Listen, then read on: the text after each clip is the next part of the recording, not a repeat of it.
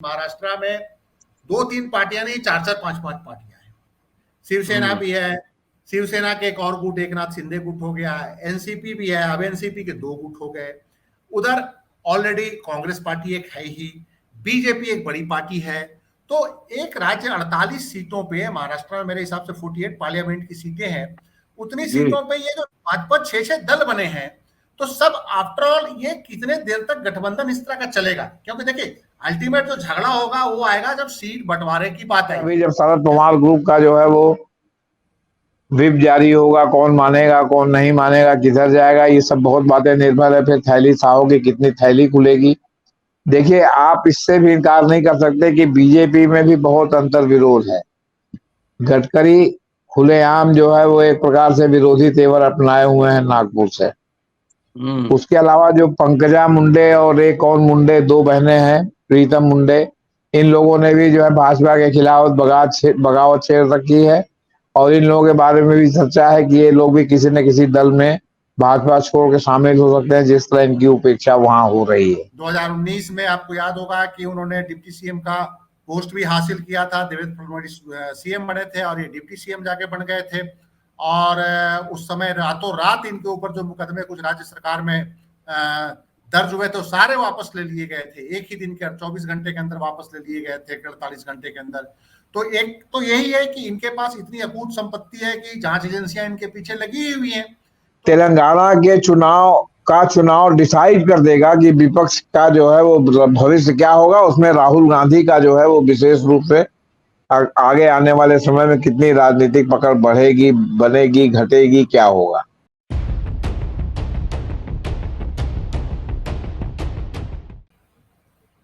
दो 2024 लोकसभा चुनाव एक तरह से काउंटडाउन शुरू। 23 जून को पटना में विपक्षी एकता की मीटिंग हुई। शरद पवार भी उसमें शामिल थे। आज उनके भतीजे अजीत पवार 8 विधायकों के साथ भाजपा के साथ चले गए और डिप्टी सीएम बने।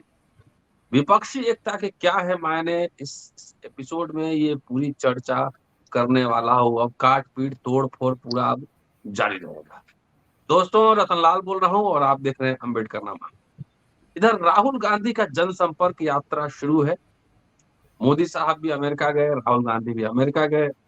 मोदी साहब वहां पर थोड़ा सा प्रेस को ठीक से जवाब नहीं दे पाए, राहुल खुल के बात किए। इधर राहुल कभी बाइक के साथ गैरेज में दिखते हैं। दिल्ली यूनिवर्सिटी भी आए थे और यहाँ आए तो मोदी साहब भी मेट्रो से दिल्ली यूनिवर्सिटी में आए। राहुल गांधी लगातार अभी मणिपुर भी गए, लगातार जनसंपर्क कर रहे हैं। भारत जोड़ो यात्रा भी हुई। मोदी साहब भी ताबड़तोड़ मीटिंग कर रहे हैं। लेकिन इस बीच ये बड़ा झटका है विपक्षी एकता। क्या है इसके मायने, इसी पर पूरा ये एपिसोड है। पूरा वीडियो देखते रहिएगा। 2 खास मेहमान हैं, लगातार आप सुन रहे हैं। जेपी सिंह साहब हैं, वरिष्ठ पत्रकार, संपादक, एडवोकेट हैं। संजीव पांडे साहब हैं, पॉलिटिकल एनालिस्ट हैं, जर्नलिस्ट हैं, ऑथर हैं, लेखक हैं। इनकी एक जल्दी बहुत बेहतरीन किताब आने वाली है। तो चर्चा करते हैं इसी विषय पर। पहले जेपी साहब से शुरू करता हूं। सर, क्या ये पहले से पूर्वानुमान था? जी, देखिए, महाराष्ट्र की राजनीति में सबसे बड़े मौसम विज्ञानी शरद पवार माने जाते हैं जी। और जिस तरह चीजें खुल के आ रही थी साहब, जो है वहां फडणवीस की शरद पवार से बात हुई थी, शरद पवार पीछे हट गए, लेकिन अजीत पवार जो है वो उन्होंने शपथ ले लिया था, बाद में फिर अजीत पवार ने वापस लिया। अब जिस तरह राजनीति में राजीव गांधी के पुत्र राहुल गांधी का उभार हुआ है, हम इनको सोनिया गांधी का पुत्र नहीं कह रहे हैं, हम राजीव गांधी का पुत्र कह रहे हैं। इसके भी निहितार्थ हैं। इसका जो उभार हुआ है और जिस तरह उन्होंने भारत यात्रा करके अपनी जो है वो बढ़ाई है, फिर जिस तरह मणिपुर गए या जिस तरह उनकी सब राजनीति चल रही है, उससे बहुत लोग अपने को बोनस मान रहे हैं और ये मान रहे हैं कि राजनीति में अगर राहुल गांधी का उभार हो करके और राहुल गांधी स्थापित हो गए तो फिर कम से कम अगले 15-20 साल उनकी राजनीति के लिए कोई जगह नहीं बचेगी और तब तक वो इतने बुढ़ा चुके होंगे कि वो जो है इरेलेवेंट हो गए होंगे, हो जाएंगे राजनीति के लिए, तब तक जिंदा भी रहे कि पतिया न रहे। ये जी असली मामला इसके पीछे ये है। जी अब जी सवाल इस बात का है कि आखिर हो रहा है ना कि किसको नेता बनाया जाए।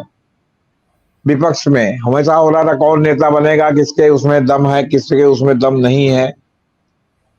और राहुल गांधी ने बहुत चालाकी से अपने को पीछे कर लिया, खड़गे को राष्ट्रीय अध्यक्ष बनवा दिया, उन्हीं के माध्यम से बात चल रही है। ये भी स्पष्ट कर दिया कि लीडरशिप पर कोई हमारा दावा नहीं है, आप जो है वो देवगौड़ा और जो है वो आपके गुजराल की तरह भी लीडरशिप कर सकते हैं। अब सवाल है कि महाराष्ट्र में अगर शरद पवार ने राहुल गांधी से बातचीत करके राहुल गांधी के साथ रहना प्रत्यक्ष रूप से स्वीकार कर लिया, तो ये अजीत पवार के लिए ये था कि फिर उनको तो भविष्य में कुछ बनने की कोई दूर दूर तक कोई संभावना या आशंका नहीं है। और जिस तरह कांग्रेस मजबूत होती जा रही है, और महाराष्ट्र में भी जिस तरह कांग्रेस की बोली भाषा बदल गई है, लोगों में स्वीकार्यता बढ़ गई है। आपके उद्धव ठाकरे कागज में मतलब देखने में बहुत कमजोर हो गए, क्योंकि मैक्सिमम लोग उनके शिंदे के साथ चले गए हैं, तो इसमें कांग्रेस ही सबसे बड़े विकल्प के रूप में वहां उभर कर नजर आ रही है। ये सब चीजों को आप उसके बैकग्राउंड में जोड़ सकते हैं मेरे हिसाब से। जी और जिस तरह शरद पवार ने सुप्रिया सूले और उनको आपके क्या कहते हैं पटेल को जो है अपने पार्टी की कमान सौंपी, ये आपके अजीत पवार को माइनस करके, उससे भी अजीत पवार को कहीं ना कहीं लगा कि जो है हमारा खेल जो है खत्म होता जा रहा है। फिर उनके साथ और जो विधायक हैं उसमें छगन भुजबल भी गए। छगन भुजबल वही हैं जिनको आपका जो है मोदी सरकार ने जो है ईडी और उससे रगड़वा के काफी दिनों तक, अभी पिछले दिनों तक जेल में रखा। अब वो भी पहले शिवसेना में थे, फिर इसमें आए थे, लेकिन वो भी जान रहे थे कि अब हम भी समाप्त प्राय हैं, हमारा भी कोई जो है वो नहीं है। इसलिए आपका क्या कहते हैं छगन भुजबल भी उसमें शामिल हो गए। तो हम्म ये बहुत ही स्वाभाविक था। और बहुत सी जगह पर ऐसे लोग जिनको लगेगा कि उनकी राजनीति आगे नहीं चलेगी, वो टूट करके इधर उधर जा सकते हैं। जी अब आप देखिए केसीआर के यहाँ, अब मेरा आज की डेट में ये मानना है कि 4 स्टेट में जो चुनाव होने जा रहा है, तेलंगाना सहित, तेलंगाना में तो सितंबर में ही चुनाव होने जा रहा है, इसके बाद आपका राजस्थान है, मध्य प्रदेश है, छत्तीसगढ़ है। तेलंगाना के चुनाव डिसाइड कर देगा कि विपक्ष का जो है वो भविष्य क्या होगा। उसमें राहुल गांधी का जो है वो विशेष रूप से आगे आने वाले समय में कितनी राजनीतिक पकड़ बढ़ेगी, बनेगी, घटेगी, क्या होगा। अभी से ये टूट गए तो विपक्ष कमजोर हो गया, वो टूट गए विपक्ष कमजोर हो गया। मैं इसलिए मानने के लिए तैयार नहीं हूं कि इस समय विपक्ष का मतलब सिर्फ कांग्रेस हो गया है, बाकी लोग साथ हैं। वो रहेंगे तो विपक्ष में और मजबूती आएगी, और नहीं रहेंगे तो इन्हीं के बनाम जो है बीजेपी की लड़ाई होगी। और अभी केजरीवाल ने भी यूसीसी पर समर्थन दे दिया, फिर जो है पीछे पीछे भी हट गए हैं। अब देखिए इनका रुख क्या होता है, क्योंकि मामला इनका कोर्ट में चला गया है, और जो चीज कोर्ट के माध्यम से लड़ी जाने वाली है, और अभी राज्यसभा में ये प्रस्ताव, ये अध्यादेश का मामला भी नहीं आया। इसलिए अभी से जो है ये कहना कि ये कांग्रेस और इनकी एका नहीं होगी, ऐसा नहीं है। और यूसीसी पर कांग्रेस ने भी अभी पत्ते नहीं खोले हैं, वो भी कह रही है कि पहले ड्राफ्ट आ जाए, देखें कि ड्राफ्ट में क्या है, तब हम अपने पत्ते खोलेंगे। इसलिए हम्म इससे कोई विपक्ष को फर्क नहीं पड़ता, क्योंकि ये लोग अगर रहते और फिर जो है विपक्ष को ऐन मौके पर धोखा देते, उससे अच्छा है कि जो जिधर चला जाए, जिधर उसका अलाइनमेंट हो जाए वो अभी से हो जाए, जो ज्यादा अच्छा है, बजाय इसके कि दौराने चुनाव या चुनाव के ऐन मौके पर या जो है चुनाव के जस्ट बाद ये गद्दारी हो। इससे अच्छा है पहले से ही क्लियर रहे कि कौन किसके साथ है। जी। जी जी संजीव जी, आपकी जी पहली प्रतिक्रिया। देखिए, पहले प्रथम दृष्टया तो ये उत्तराधिकार की जो लड़ाई होती है पारिवारिक पार्टियों में, वो मुझे हल्का प्रतीत हो रहा है। हालांकि ये राजनीति में सब कुछ संभव होता है, और ये भी कहा जा सकता है कि शरद पवार की भी सहमति हो, तो उसमें भी कोई आश्चर्य की बात नहीं है। लेकिन जिस ढंग से महाराष्ट्र में आपने पहले भी देखा होगा कि उत्तराधिकार की लड़ाई थी शिवसेना के अंदर, कि जिस ढंग से उद्धव ठाकरे के बजाय वो राज ठाकरे अपना उत्तराधिकार शिवसेना का नेतृत्व हासिल करना चाहते थे बाल ठाकरे से, और जब नहीं मिला और उद्धव ठाकरे को उन्होंने अपना परंपरागत उत्तराधिकारी घोषित किया, वो विवाद हुआ दोनों भाइयों में, चचेरे भाइयों में, और राज ठाकरे का रास्ता अलग हो गया। तो मुझे जहां तक लगता है कि जिस तरह से सुप्रिया सुले को शरद पवार ने पीछे पार्टी की कमान दी, और चूंकि उनकी बेटी थी और अजीत पवार भतीजे थे, तो एक नाराजगी लाजमी थी, क्योंकि अजीत प्रताप पवार अपने आप को महाराष्ट्र की राजनीति में सुप्रिया सुले से ऊपर मानते थे, और उनको ये लगता था कि जो एक स्वाभाविक उत्तराधिकार है उन्हें मिलेगा। तो एक कारण ये भी हो सकता है, लेकिन कारण और भी बहुत सारे हैं कि जैसे अजीत पवार भ्रष्टाचार के मामलों में फंसे हुए थे। 2019 में आपको याद होगा कि उन्होंने डिप्टी सीएम का पोस्ट भी हासिल किया था, देवेंद्र फडणवीस सीएम बने थे और ये डिप्टी सीएम जाके बन गए थे, और उस समय रातों रात इनके ऊपर जो मुकदमे कुछ राज्य सरकार में दर्ज हुए थे सारे वापस ले लिए गए थे, एक ही दिन के 24 घंटे के अंदर वापस ले लिए गए थे, 48 घंटे के अंदर। तो एक तो यही है कि इनके पास इतनी अकूत संपत्ति है कि जांच एजेंसियां इनके पीछे लगी हुई हैं। तो मेरा ये मानना है कि ये भी एक कारण है। एक तीसरा कारण है, दरअसल कुछ संभावनाएं इसलिए थोड़ी सी संगीन होती नजर आ रही है कि शरद पवार के कुछ खास लोग अजीत पवार के साथ गए हैं जिनसे उम्मीद नहीं की जा रही थी। जैसे दिलीप वालसे पाटिल जो गए हैं वो शरद पवार के खास लोगों में है, धनंजय मुंडे जो है शरद पवार के खास लोगों में है। ये जो लोग गए हैं अजीत पवार के साथ, इसके कारण थोड़ा सा राजनीतिक हलकों में एक क्वेश्चन उठ रहा है कि क्या शरद पवार की सहमति है इस मामले में। क्योंकि शरद पवार जो है पिछले दिनों, जब आपको याद होगा कि अडानी से उनकी मीटिंग हुई थी, अडानी को थोड़ा सा इन्होंने प्रोटेक्ट करने की भी कोशिश करी थी, और महाराष्ट्र एक कॉर्पोरेट का बहुत बड़ा सेंटर भी है, तो क्या कॉर्पोरेट का भी कुछ रोल है इसमें, क्योंकि देखिए कॉर्पोरेट मिडिलमैन तो हर जगह बन ही रहा है। लेकिन शरद पवार के कुछ नजदीकी नेताओं ने अखबारों को ये मैसेज किया है, सूत्रों के अनुसार जो मैं खबर देख रहा हूं, कि उन्होंने पूरी तरह से डिनाई किया है कि शरद पवार की इसमें कोई सहमति है। उनका कहना है कि ये उनके भतीजे ने उनको धोखा दिया है और शरद पवार की इसमें कोई सहमति थी नहीं थी। लेकिन बताया जाता है कि जो अजीत पवार ने जो अभी मीटिंग बुलाई थी विधायक दल की, अभी मंत्री डिप्टी सीएम बनने से ठीक पहले जब मीटिंग बुलाई थी, तो उस मीटिंग में सुप्रिया सुले भी थी जो उनकी बेटी थी। तो ये बड़ा अजीब सी स्थिति है अभी, क्योंकि शरद पवार की फैमिली कब क्या करती है इस पे अंदाजा तुरंत लगाना बड़ा आसान नहीं होता, क्योंकि ये 1990 से शरद पवार की जो राजनीति है वो बड़ी थाली के बैंगन की तरह रहा है, कभी इधर कभी उधर। 1990 से जब आपको याद होगा कि सोनिया गांधी के खिलाफ इन्होंने मोर्चा खोला था, उनके तारिक अनवर, शरद पवार, पीएस संगमा थे। फिर सोनिया गांधी की पार्टी से कांग्रेस पार्टी से इनका महाराष्ट्र में तालमेल भी हुआ, लंबे समय तक इनका तालमेल चलता भी रहा। फिर कभी ये इन्होंने बारामती में कार्यक्रम हुआ तो नरेंद्र मोदी जी ने इनकी तारीफ करी, कभी नरेंद्र मोदी जी इनको बोलते थे कि नेचुरल करप्ट पार्टी है एनसीपी, फिर वही नरेंद्र मोदी जी इनके जन्मदिन पे और आयोजित कार्यक्रम में उनको तारीफ कर रहे हैं। तो शरद पवार का जो व्यक्तित्व है वो बड़ा ऐसा व्यक्तित्व है जिसके एनालाइज करना बड़ा मुश्किल काम है।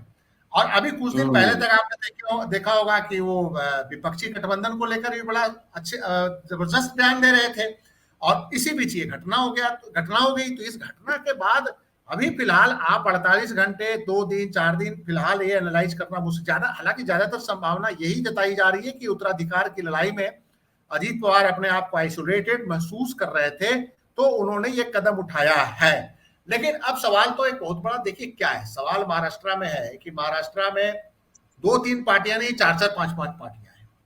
शिवसेना भी है, शिवसेना के एक और गुट एकनाथ शिंदे गुट हो गया है, एनसीपी भी है, अब एनसीपी के 2 गुट हो गए। उधर ऑलरेडी कांग्रेस पार्टी एक है ही, बीजेपी एक बड़ी पार्टी है। तो एक राज्य 48 सीटों पे, महाराष्ट्र में मेरे हिसाब से 48 पार्लियामेंट की सीटें हैं, उतनी सीटों पे ये जो 5-5 6-6 दल बने हैं, तो सब आफ्टर ऑल ये कितने देर तक गठबंधन इस तरह का चलेगा। क्योंकि देखिए अल्टीमेट जो झगड़ा होगा वो आएगा जब सीट बंटवारे की बात आएगी। जैसे एकनाथ शिंदे चीफ मिनिस्टर तो बन गए, लेकिन इनके साथ जो सांसद गए हैं, जो एकनाथ शिंदे गुट के साथ सांसद गए हैं, उनका टिकट का क्या होगा? क्या उनका टिकट का गारंटी बीजेपी ले रही है? क्योंकि वो सांसद उस समय शिवसेना और बीजेपी गठबंधन से चुन के गए थे। फिर वो इतने कंफर्ट जोन में है कि क्या वो जीत पाएंगे? अगर एकनाथ शिंदे गुट से उनको टिकट मिल भी जाएगा तो क्या जीत पाएंगे?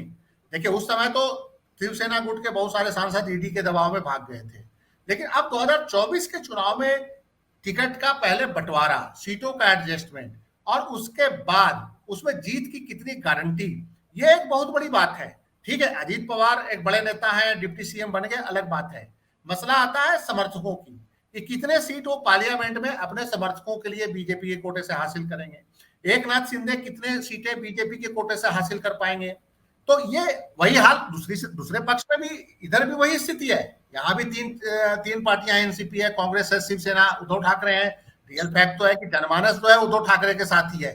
ये कोई चाहे जितना कह ले कि एक नाथ शिंदे ने सरकार बना ली, जो पार्टी का जो कैडर है, निचला कैडर है, जो इसका बाला साहब ठाकरे के साथ जुड़ाव है, वो उद्धव ठाकरे के साथ ही आज भी है। तो मेरा ये मानना है कि इन परिस्थितियों में जो 2024 के चुनाव को लेकर जो एक असमंजस की स्थिति है, चाहे बेशक वो शरद पवार उधर चले गए हैं, लेकिन ये बीजेपी को कितना, ये एक साइकोलॉजिकल वारफेयर हो सकता है कि बीजेपी दिखाने के लिए बोले कि मैंने देखिए अजीत पवार को तोड़ दिया, शरद पवार की पार्टी में फूट डाल दी, लेकिन इसका जमीन पे कितना लाभ मिलेगा 2024 में, ये कहना बड़ा ही एक मतलब कि जल्दी में ये बात कही जाएगी, क्योंकि शरद पवार स्ट्रॉन्ग मैन तो शरद पवार ही है। अगर शरद पवार की सहमति होगी तो अजीत पवार परफॉर्मेंस दे पाएंगे पार्लियामेंट के अंदर, लेकिन अगर अजीत पवार ने वाकई में शरद पवार से रिवोल्ट करके अगर भाजपा का दामन सामा है, एक नाथ शिंदे के साथ गए हैं, तो लोकसभा में जमीन को शरद पवार के सामने नहीं टिक पाएंगे। जो राज ठाकरे के साथ, राज ठाकरे ने रिवोल्ट किया, लेकिन वो मुंबई शहर तक सिमट गए, उनका कोई जनाधार नहीं रहा, पार्टी का सारा बेस उद्धव ठाकरे के साथ ही गया। जी जेपी सर, उत्तराधिकारवाद, परिवार, उत्तराधिकार, वैचारिक जो कमिटमेंट होता है एक, वो कहीं गायब है। कितने लोग, क्या इसमें एंटी डिफेक्शन लॉ है, कितने लोग विधायक वहां पे हैं, और ये लागू होगा क्या? वो लागू होगा, लेकिन वो फिर उनके आपके विधानसभा अध्यक्ष के पाले में गेंद जाएगी, और ये अभी तब तक इंतजार करेंगे कि कितने लोग टूट के आ रहे हैं, क्योंकि 53 लोग हैं आपके क्या कहते हैं शरद पवार के ग्रुप में 53 लोग हैं। तो 53 लोगों में आपका जो है वो 2/3 होना चाहिए। तो 16 तिहां 17 तिहां 51 18 बने, 18 दूनी 36 विधायक होने चाहिए इनके साथ। 9 विधायक में तो काम चलेगा नहीं, लेकिन कहीं ना कहीं ये मीडिया में प्रचारित हो रहा है कि 53 में 30 जो है वो अजीत पवार के साथ हैं, 6 की और जरूरत पड़ सकती है। फिर वो विधानसभा अध्यक्ष के पाले में गए, आप खूब जानते हैं विधानसभा अध्यक्ष कितनी ईमानदारी से जो है क्या कहते हैं ये सब करते हैं। फिर अभी जब शरद पवार ग्रुप का जो है वो विप जारी होगा, कौन मानेगा कौन नहीं मानेगा, किधर जाएगा, ये सब बहुत बातें निर्भर है। फिर थैली साहो की कितनी थैली खुलेगी। देखिए, आप इससे भी इनकार नहीं कर सकते कि बीजेपी में भी बहुत अंतर विरोध है। गडकरी खुलेआम जो है वो एक प्रकार से विरोधी तेवर अपनाए हुए हैं नागपुर से। उसके अलावा जो पंकजा मुंडे और एक और मुंडे, 2 बहनें हैं, प्रीतम मुंडे, इन लोगों ने भी जो है भाजपा के खिलाफ बगावत छेड़ रखी है, और इन लोगों के बारे में भी चर्चा है कि ये लोग भी किसी न किसी दल में भाजपा छोड़ के शामिल हो सकते हैं, जिस तरह इनकी उपेक्षा वहां हो रही है। तो अब उसके पहले इधर से चेकमेट हो गया, और बाकी उसमें कैटलिस्ट का काम किया, जैसा इन्होंने बताया आपके संजीव भाई ने कि उत्तराधिकार की लड़ाई है। पवार, शरद पवार भतीजे हैं, वो मतलब मेल है, इसलिए वो जानते हैं कि भाई मेल, वो जो मेल को इस ट्रांसफर होना चाहिए। और शरद पवार पहले से ही जानते थे कि उनके भतीजे विद्रोह कर सकते हैं, इसलिए उन्होंने बिना चांस लिए 2 लोगों को बनाया, प्रफुल्ल पटेल को और सुप्रिया सूले को, कि सुप्रिया सूले उनके खानदान के रहेंगे, प्रफुल्ल पटेल भी रहेंगे। और बाकी जहां तक जनाधार की बात है, जो शरद पवार का जनाधार है वो अजीत पवार का जनाधार नहीं है। और जब ये सत्ता से बाहर हुई एनसीपी वहां, उस समय अजीत पवार वहां के सिंचाई मंत्री थे संभवतः, और सिंचाई को लेकर के इन्होंने बहुत ही सरल बयान दिया था कि क्या मैं मुंह दूं और वो नहरों में पानी चला जाएगा। वो तो शरद पवार थे जिनके वजह से बच गए, ने उसी चुनाव में इनका जो है सूखड़ा साफ हो जाता। तो अब ये गए हैं, तो देखिए अभी जो टिकट उकट की तो बात की बात है, अभी तो टेस्ट भी नहीं हुआ कि जनाधार इनके साथ है कि उनके साथ है। और बाकी आपके क्या कहते हैं जो छगन भुजबल जिनका नाम है, तो वो जो है उनसे आए, वो भी शरद पवार की बैसाखी के बिना या शिवसेना की बैसाखी के बिना राजनीति में जीत हार नहीं सकते, आपसे बता। तो कहने का मतलब है कि ज्यादातर स्पेंट फोर्स इनके साथ गई है, और ये लोग अपने अस्तित्व की आखिरी लड़ाई लड़ रहे हैं, ऐसा मेरा मानना है। बहुत पिक्चर आपके तेलंगाना चुनाव के बाद क्लियर होगी, और बाकी 2024 के चुनाव के बाद बिल्कुल क्रिस्टल क्लियर हो जाएगा कि कौन इधर है, कौन उधर है, कौन विपक्ष में है, कौन फेंस पे बैठा हुआ कि कभी इधर कूद जाए, कभी इधर कूद जाए। और वैचारिकता तो बिल्कुल पूरी तरह समाप्त हो गई है। मुझे समझ में नहीं आता कि जो लोग धर्मनिरपेक्ष पार्टी में रहकर धर्मनिरपेक्षता की बात करते हैं, वो कैसे रातों रात सांप्रदायिक पार्टी में शामिल होकर के जय हनुमान जी कहने लगते हैं या जय श्री राम कहने लगते हैं। और उसी तरह जो 24 घंटे जय श्री राम भजते हैं, वो रातों रात जो है वो क्या कहते हैं, धर्मनिरपेक्ष पार्टी में शामिल होकर धर्मनिरपेक्ष बन जाते हैं। सवाल इस बात का नहीं है, सवाल इस बात का है कि राजनीति में आने वाले ज्यादातर लोग वैचारिक कम, सत्ता की मलाई खाने से उनका विशेष संबंध। छगन भुजबल तो जेल में रहे, अजीत पवार तो जेल में रह गए, इनका मुकदमा वापस हो गया न, लेकिन कहीं न कहीं ये सब दबाव भी है कि मुकदमा फिर से खुल सकता था, मुकदमा फिर से खुल सकता है। तो ये सारी बातें हैं। फिर अभी शिंदे के बारे में भी एक खबर आ रही है कि जिस तरह ये लोग आए हैं और लोग आ जाएंगे, तो हो सकता है कि वो बीजेपी को शिंदे जो है डंप कर दें अपनी, और एनसीपी की मिला के सरकार बना ले। ये भी चल रहा है।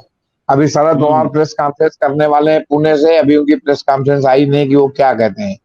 जब अजीत पवार ने आज बैठक बुलाई थी विधायकों की, तो शरद पवार से पूछा गया था कि भाई ये बताइए विधायकों की बैठक क्यों। बोले भाई वो विधायक दल के नेता हैं, उनको अधिकार है बुलाने का, लेकिन मुझे मालूम नहीं है किसमें क्या है।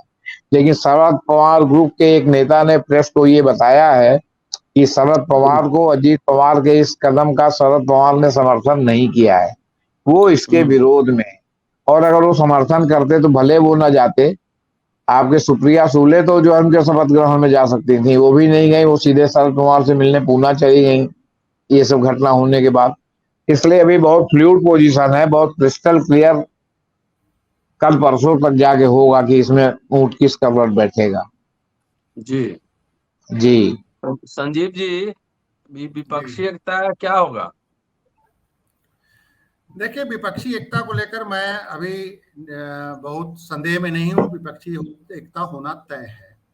आज आपने लालू प्रसाद यादव का बयान पढ़ा भी होगा। लालू प्रसाद यादव ने ये बोला है कि अरविंद केजरीवाल भी आएंगे इस गठबंधन में, तय है। किसी को कोई गलतफहमी है तो गलतफहमी रखे। और जो कांग्रेस और अरविंद केजरीवाल के बाद जो विवाद भी जो जितना प्रचारित किया जा रहा है उसका कोई मतलब नहीं है।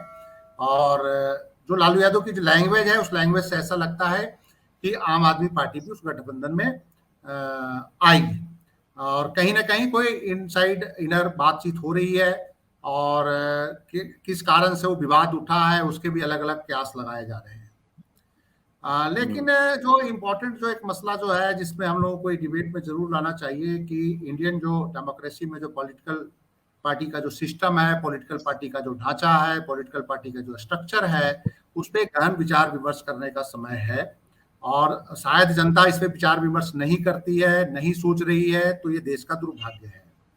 देखिए, 2 नेशनल पार्टियां, 3-4 नेशनल पार्टियां आप देख ही रहे हैं। कॉमरेडों की एक नेशनल पार्टी है, दक्षिणपंथी Bharatiya Janata party national party है, centre to left Congress national party है। इन पार्टियों से अलग अगर आप क्षेत्रीय पार्टियों को उभार देखें, तो इस सारे क्षेत्रीय पार्टियां जो सेकुलरिज्म या सोशलिज्म की बात कर रही हों या बीजेपी के साथ भी अलाइन हों, इनमें एक बेसिक जो इनका जो फीचर है वो है कि फ्यूडल पावर ट्रांसफर, फ्यूडलिज्म के बेस पे। जैसे ममता बनर्जी एक रीजनल पार्टी बना के बैठी हुई है, तो उनका बेटा नहीं हुआ, उनका भतीजा जो अभिषेक बनर्जी है उसको पावर ट्रांसफर कर रही है, और उनको कोई पार्टी में लीडर नजर नहीं आ रहा है। इसी ढंग से आप आरजेडी के अंदर देखिए कि लालू प्रसाद यादव को और कोई आरजेडी में बड़ा सामाजिक न्याय का लीडर नजर नहीं आया, या 20 साल 30 साल में कोई सोशल जस्टिस का वो लीडर नहीं ग्रूम कर पाया, और पावर ट्रांसफर अपने बेटे को उन्होंने किया। यही आप देखिए कि मुलायम सिंह की फैमिली में भी इस तरह का विवाद हुआ, और आपने देखा कि उन्होंने जब पावर ट्रांसफर जो किया अपने भाई को भी नहीं किया, इनफैक्ट कि भाई और भतीजे में भी विवाद हो गया पावर ट्रांसफर को लेकर। आपके सामने ही है जो शिवपाल सिंह यादव और अखिलेश यादव के बीच हुआ। बहन जी की भी बात देख लीजिए कि उनका भी यही पार्टी में विवाद चल रहा है कि उनके जो एक रिश्तेदार हैं, भाई हैं कि भतीजा हैं, उनको बीएसपी का पावर ट्रांसफर कर रहा है। जो पार्टी काशी राम ने बनाई थी, वो बहन जी की बनाई हुई पार्टी नहीं है। काशी राम ने काफी मेहनत से वो बसपा को खड़ा किया था और एक मूवमेंट खड़ा किया था, और उस मूवमेंट को अगर आप कोई पार्टी का नेता अगर उसको कंट्रोल करके अपने फैमिली को ट्रांसफर करे, तो ये भी बड़े दुर्भाग्य की बात है। हरियाणा में चौटाला फैमिली की हालत देखे ही है। ओम प्रकाश चौटाला साहब के पहले अपने भाइयों से लड़ाई हुई, देवीलाल ने पावर ट्रांसफर किया अपने चौटाला साहब को, एक बेटे को। चौटाला साहब के जो 2 बेटे थे उनमें पावर ट्रांसफर को लेकर लड़ाई हो गई, एक बेटा अलग हो गया, एक बेटा के पास पार्टी, 2 भाग में पार्टी टूट गई। ये डेमोक्रेटिक सिस्टम में जो एक फ्यूडल अप्रोच से जो पावर ट्रांसफर है, ये इंडिया जैसे डेमोक्रेसी के लिए बड़ा सोचने की बात है, क्योंकि हमारे प्रधानमंत्री मदर ऑफ डेमोक्रेसी पूरी दुनिया में बोलते हैं। तमाम राजनीतिक दल भी इसको सेकुलरिज्म, समाजवाद, सोशलिज्म, डेमोक्रेसी की दुहाई देते नहीं फिरते हैं, लेकिन जब उनका पार्टी के ढांचे में जब बात आती है तो वो पावर ट्रांसफर फैमिली के बीच ही होता है। शरद पवार की पार्टी में भी फैमिली से बाहर पावर ट्रांसफर की बात नहीं आई, या तो बेटी या अजीत पवार, कोई भी ऐसा पार्टी में लीडरशिप उनको नजर नहीं आया जिनको आगे वो पार्टी को सौंप सके। तो एक बड़ा एक चिंता का विषय है इस मुल्क के अंदर 140 करोड़ की जनता में, डेमोक्रेटिक सिस्टम में, जहां लगभग 60% इलाकों पे रीजनल पार्टियों का इस वर्चस्व है। 60% मान के चलिए, हम तो मानते हैं अगर राज्यों को अगर देखा जाए, एच डी देवगौड़ा साहब के बेटे हैं जैसे कुमारस्वामी आपके सामने हैं, फिर वो 2 भाइयों की भी लड़ाई हुई आपस में, जो रेवन्ना है उनके बड़े बेटे एच डी कुमारस्वामी के जो बड़े भाई हैं, देवगौड़ा के जो बड़े बेटे हैं, उनके बीच पावर ट्रांसफर को लेकर बहुत झगड़ा हुआ। ऐसे ही आपको याद हो, अभी कल ही जेपी सिंह जी बता रहे थे कि पावर ट्रांसफर जगनमोहन रेड्डी को करना चाहते थे, राजशेखर रेड्डी।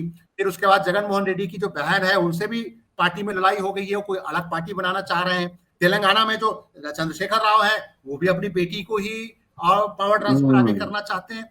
बड़ी अजीब सी स्थिति है इस मुल्क के अंदर, जो हम लोग मदर ऑफ डेमोक्रेसी और दुनिया के सबसे बड़े लोकतंत्र का जो घोषणा कर रहे हैं, वहां पे डेमोक्रेटिक पार्टियां जो हैं वो पावर ट्रांसफर अपने फैमिली को ही करती है। उनका ढांचा जो होता है पार्टी का वो उनके जेब में होता है। इवन के निचले लेवल पे कोई पार्टी का संगठन का कोई चुनाव नहीं होता, वही अपॉइंट कर देते हैं, डिस्ट्रिक्ट में वही अपॉइंट कर देते हैं, ब्लॉक में वही स्टेट प्रेसिडेंट अपॉइंट करते हैं, जब मर्जी तब उनको हटा देते हैं, जब मर्जी तो बना देते हैं। तो ये जो पावर ट्रांसफर की जो लड़ाई है उसका ये रिजल्ट आज दिखा है, जिसका फायदा भारतीय जनता पार्टी ने उठाया है। हालांकि भारतीय जनता पार्टी या कांग्रेस जैसी पार्टियों में ये चीजें नजर नहीं आती, बड़ी पार्टियां हैं वहां पे भी पावर ट्रांसफर होता है, अलग अलग तरीके से होता है, फैमिली में भी हो जाता है। भाजपा में भी बड़े बड़े नेताओं के बच्चों को लिगेसी में दिया जा रहा है राजनीति, जिनका कोई बहुत योगदान नहीं है। इसमें से थोड़ा सा अभी कामरेड मुक्त है, जो लेफ्ट फ्रंट की पार्टियां हैं वहां भी इस ढंग से पावर ट्रांसफर नहीं होता कि कोई बड़ा नेता का बेटा आगे लीडर बन गया है, उसको टिकट दे दिया गया। एक बड़ा चिंता का विषय है जिसपे सोचा जाना चाहिए। ये तमाम विवादों पे, बाल ठाकरे साहब, अजीत पवार साहब, राज ठाकरे साहब, ये जो विवाद हमने देखा है। जी जेपी सर, राहुल गांधी तो चीज और कोशिश कर रहे हैं कि बीजेपी हारे, और इधर जो है संजीव जी जैसा बता रहे हैं तमाम रीजनल पार्टी हैं, उनके डिफरेंट तरीके का प्रॉब्लम है। अगर छोटा छोटा तबका भी खिसक गया तो इसका क्या पैटर्न, पॉलिटिकल जो सिस्टम है उसके पैटर्न पे कोई फर्क पड़ेगा? नहीं, पैटर्न की फर्क की बात ये है कि देखिए, इससे एक जो है वो पब्लिक में के परसेप्शन में डेंट लगने जैसी बात तो होती ही है जब इस तरह की घटनाएं होती हैं। लेकिन कुल मिला के कहने का मतलब है कि पब्लिक जो है अजीत पवार के साथ नहीं, शरद पवार के साथ है। ये महाराष्ट्र में क्रिस्टल क्लियर है और कई बार ये बात प्रमाणित हो चुकी है कि शरद पवार के साथ समर्थन है, उनके भतीजे के साथ नहीं है। भतीजा तो जबरदस्ती जो है शरद पवार के कंधे पे चढ़ के अब तक जो है सत्ता सुख भोग रहा था, या आगे भी भोगेगा, जो भोग रहा है जो उसने। और फिर कब उसका हृदय परिवर्तन होगा इसके बारे में भी कुछ नहीं कहा जा सकता। जब वो 19 में डिप्टी चीफ मिनिस्टर बन गया था तो हृदय परिवर्तन कैसे हो गया था जो वो चला आया था इधर, और अभी फिर उधर गया है। तो सवाल ये नहीं ना, सवाल ही तो राजनीति है। लेकिन मैं फिर आपसे कह रहा हूँ कि विपक्षी एकता जो हो रही है, जो होने वाली है, जो ऑन कार्ड है और नहीं भी होगी, तो राहुल गांधी का कंधा इतना चौड़ा हो गया है कि वो पैरेलल टक्कर दे रहे हैं। अब एक बार ये भी हो सकता है हो जाए तो भी हमें उसमें कोई इतराज नहीं है। थोड़ा विस्तार से बताएं सर। थोड़ा मतलब राहुल गांधी का जो जिस तरह जो है यहाँ तक बहस शुरू हो गई है कि ये जो है आपके अमित शाह जो है वो कहना पड़ रहा है कि अगर राहुल गांधी प्रधानमंत्री बने तो क्या होगा। तो मतलब कहीं ना कहीं जो है वहां तक जो सिहरन दौड़ गई है कि राहुल गांधी प्रधानमंत्री बन रहे हैं, जबकि राहुल गांधी ने पहले स्पष्ट कर दिया कि वो प्रधानमंत्री पद की दौड़ में नहीं है, कोई भी बनेगा विपक्ष से, ये पहले ही वो कह चुके हैं। इसके बाद अब अमित शाह अपने मुंह से अभी उन्होंने जो है 2-3 दिन पहले मीटिंग में कहा है दूसरी बात यह है कि जिस तरह जो है जनाधार इनका खत्म हो गया है, अभी शहडोल की मीटिंग में सोशल मीडिया पर वहां के जो है वो पब्लिक मीटिंग का मोदी जी भाषण दे रहे हैं, पूरी कुर्सियां यहाँ से वहां तक लाल खाली पड़ी हुई हैं। और इस जो सोशल मीडिया में चल रहा है उससे साफ साफ लग रहा है छत्तीसगढ़ मध्य प्रदेश कहीं इनकी बात सुनने वाला इस समय कोई बचा नहीं है। तीसरी बात यह है कि एनसीपी के शामिल होने से अब त्रिकोणीय टिकट बंटवारा होगा। मैंने शिंदे ग्रुप चाहेगा कि उसको टिकट ज्यादा मिले, आपका अजीत ग्रुप चाहेगा उसको टिकट ज्यादा मिले, बीजेपी चाहेगी उसका अपर हैंड रहे। तो आने वाले समय में बहुत नौटंकी देखने को जो है यहाँ के लोगों को मिल सकती है, हम लोगों को मिल सकती है। ये सब इतना आसान नहीं है और अगले साल वहां चुनाव होने वाला है, तो इसलिए इतना आसान जो है वहां का जो है वो क्या कहते हैं सत्ता संघर्ष नहीं है जितना आसान इसे देखने में लग रहा है। दूसरी बात यह है कि आपके जो है महाराष्ट्र में ये कहा जा रहा है कि ये इन्होंने दावा किया है कि 30 हम एमएलए हमारे साथ हैं, और जबकि शरद पवार का कहना है कि 53 में 40 एमएलए हमारे साथ है, साथ के हैं, उनके मतलब लोगों का कहना है ना। और संजय राउत ने उनसे बात करके दावा किया है कि 40 एमएलए जो है शरद पवार के साथ है। अभी सब आने वाले समय में सब क्लियर होगा कि कौन के साथ पाला बदल रहा है, नहीं बदल रहा है। सवाल है जिसको मंत्री पद नहीं मिलेगा वो क्यों पाला बदल के उधर जाएगा, या तो भाई उसको करोड़ों में रुपया मिले, अगले साल जो चुनाव होने वाला पता नहीं जीतेगा नहीं जीतेगा, टिकट मिलेगा नहीं मिलेगा। तो ये सब भी तो खेल है। ईडी यहाँ थोड़ी देखेगा, ईडी तो जो है वो क्या कहते हैं जो स्थापित लोग हैं उनके खिलाफ जाएगा, इन लोगों के खिलाफ थोड़ी जाएगा जहाँ खुला खेल पर हुक्काबाजी चल रहा है जी।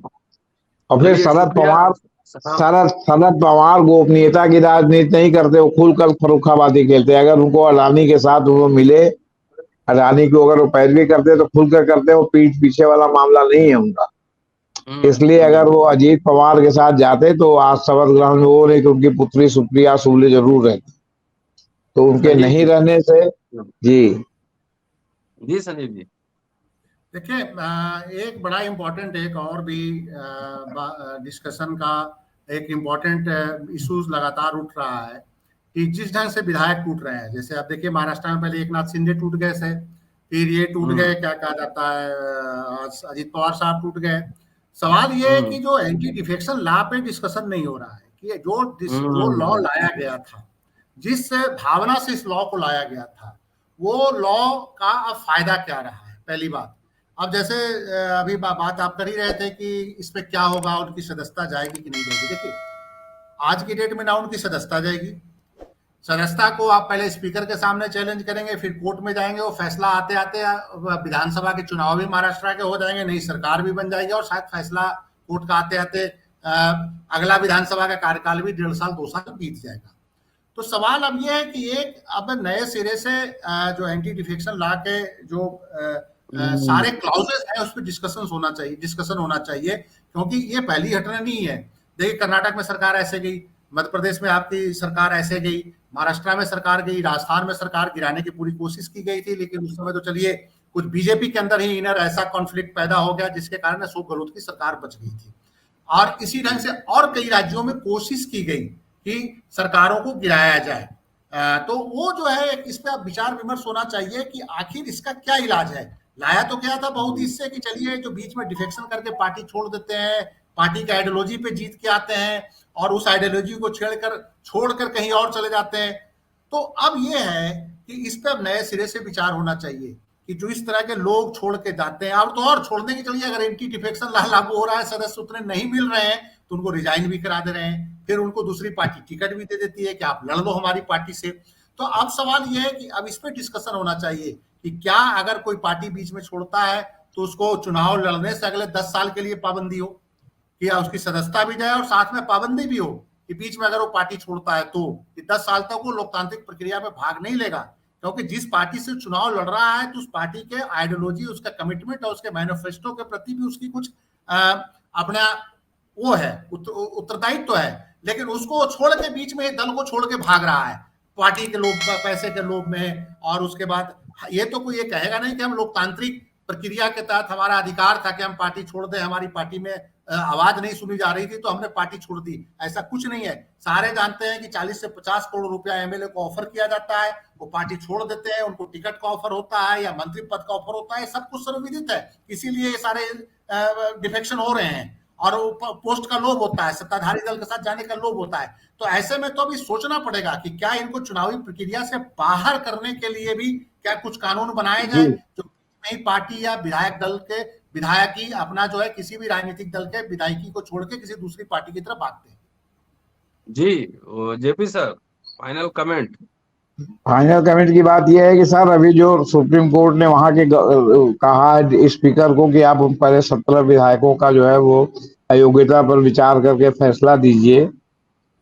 तो जो 17 विधायकों की अयोग्यता पर अगर विचार करके जो शिंदे के साथ गए थे शुरुआत में, जिसको लेकर के शुरू से बवाल हुआ और जस्टिस सूर्यकांत के फैसले से रायता फैला, जब उस डेट में स्पीकर नहीं था तो डिप्टी स्पीकर को फैसला करते देते, फिर डिप्टी स्पीकर के खिलाफ जो है वो निर्णय लेने के लिए कहते हैं कि भाई वो उसके बाद प्रस्ताव आया था, लेकिन उन्होंने तो सब स्टे करके 11 जुलाई की डेट तक के सारा रायता फैला दिया, जिससे महाराष्ट्र में अभी भी रायता लगातार फैल रहा है।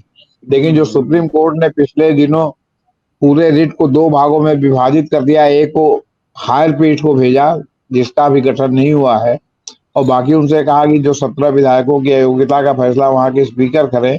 तो अगर 17 विधायकों की अयोग्यता का फैसला हो जाता तो सिंधे सरकार गिर जाती। ये एनसीपी को जो तोड़ करके और अपने में शामिल करके सरकार बनाने की जो कवायद चल रही है, ये उस 17 विधायकों पर लटकी हुई तलवार को देखते हुए किया गया, ऐसा भी मेरा मानना है। शरद पवार के बारे में कहा जा रहा है कि वो कह रहे हैं कि ये सर्कस कई दिन तक चलेगा नहीं, बहुत जल्दी खत्म हो जाएगा। अब देखिए सर्कस खत्म होता है कि क्या होता है। चलिए, आप दोनों का बहुत बहुत शुक्रिया। और अगला एपिसोड जब हम जेपी साहब से और संजीव जी से बात करेंगे कल, तो होगा एंटी डिफेक्शन लॉ। क्या ये अप्रासंगिक होता जा रहा है? क्या एंटी डिफेक्शन लॉ का मजाक उड़ाया जा रहा है? ये तमाम चर्चा होगी, इसको समझना बेहद जरूरी है। अगले एपिसोड में हम लोग इसी विषय पर चर्चा करने वाले हैं। शुक्रिया सर, थैंक यू।